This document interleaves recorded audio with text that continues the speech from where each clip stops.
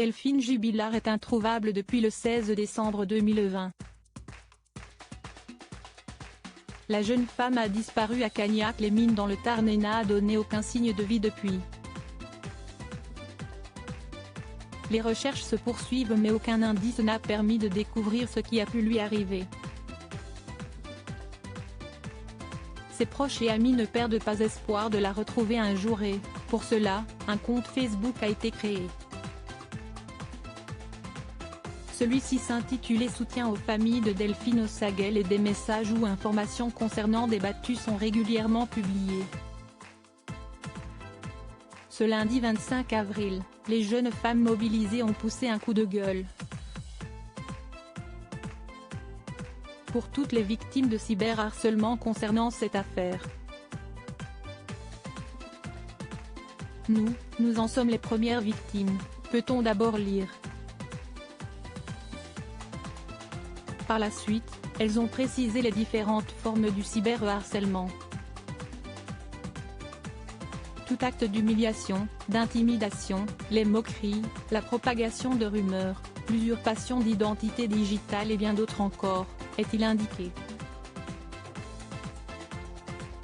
Encouragés par la gendarmerie du Tarn, les proches de Delphine Jubilard ont pointé du doigt là où les harceleurs, ceux et celles qui nous ont diffamés, salissent, et surtout qui ont été guidés par une ou des personnes remplies de haine et de jalousie à notre égard. L'occasion pour elles de rappeler que ce genre d'acte est puni. Ceux et celles qui ont voulu nous détruire, nous anéantir seront punis ont-elles conclu, bien décidées à se faire entendre. Depuis le début de cette affaire, les témoignages s'enchaînent. Le dernier est celui de Anne, une des dernières personnes à avoir vu Delphine Jubilard vivante. Si est-il dans un documentaire diffusé sur RMC Story il y a quelques semaines qu'elle est sortie du silence. On a parlé du cadeau de Noël, de choses qui faisaient partie de la vie à ce moment-là. On est mi-décembre, on est dans les préparatifs de Noël, s'est-elle d'abord souvenue. On a tellement parlé qu'on ne s'est pas rendu compte que c'était midi et qu'on devait être à midi pile devant le portail de l'école, a-t-elle poursuivi avant d'ajouter, du coup, je suis vite partie, je l'ai laissé installer sa fille dans la voiture, voilà, a-t-elle indiqué. Par la suite, Anne a mentionné Cédric Jubilard qui est le principal suspect de cette affaire. À chaque fois que Cédric arrivait, Delphine n'était pas forcément la même, a-t-elle révélé avant de préciser, comme si on avait un bouton off-on. Elle pouvait être plus éteinte, plus effacée. On sentait comme une déception qu'il soit là. Des propos similaires à ceux des proches de Delphine Jubilard.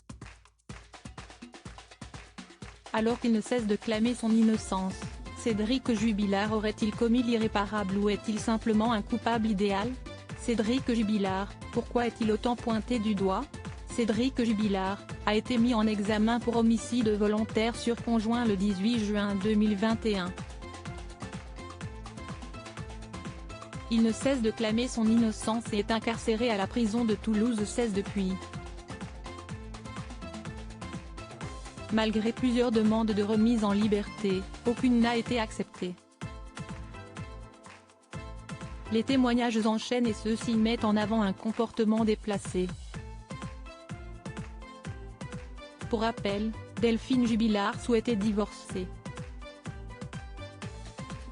Elle avait affirmé en avoir marre de cette vie de bidochon et avait l'intention de refaire sa vie avec un homme surnommé l'amant de Montauban. Elle était bien décidée à passer à autre chose mais ce n'était pas le cas de Cédric Jubilard, qui faisait tout pour la reconquérir et était même allé jusqu'à surveiller ses faits et gestes. À plusieurs reprises, il avait tenu des propos parfois choquants qui ont été révélés au fil des mois. J'en ai marre, je vais la tuer, je vais l'enterrer, personne ne la retrouvera, aurait-il déclaré à sa mère. De son côté, il avait assuré J'étais en colère, c'était des mots jetés en l'air. Cédric Jubilard reste présumé innocent des faits qui lui sont reprochés, jusqu'à preuve du contraire par les autorités compétentes.